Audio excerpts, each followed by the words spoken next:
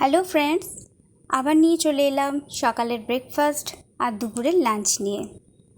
আজকে সানডে মানেই ছুটির দিন, বুঝতেই পারছো।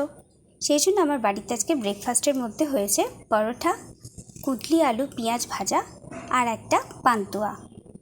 আজকে সকাল থেকেই বেশ বৃষ্টি হচ্ছে, সেই জন্য ব্রেকফাস্টটা আজকে জমে গেল। এরপর আসবো দুপুরের লাঞ্চের ব্যাপার।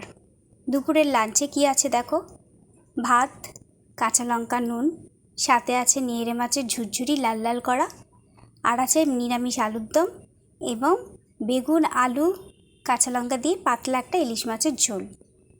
এটা ছিল আজকে রবিবারের দুপুরের লাঞ্চ। ভালো লাগলে নিশ্চয়ই একটা লাইক কমেন্ট করো তোমরা, আর চ্যানেলটাকে সাবস্ক্রাইব করে দিও, ফলো করে দিয়ে পাশে থেকো। তোমাদের বাড়িতে আজকে রবিবার কার কার বাড়িতে কি কি হয়েছে কমেন্টে জানিও। আমার বাড়িতে তো আজকের এই সব হয়েছে, তো জানিও। আর তোমাদের ভিডিওটা কেমন লাগছে সেটাও জানিও। তোমরা একটু উৎসাহ দাও, না হলে তো নতুন নতুন ভিডিও আমি করতেই পারছি না। ঠিক আছে, সবাই ভালো থেকো, সুস্থ থেকো। আজকের জন্য এতটুকুনি, পরে দেখা হবে আবার। টাটা।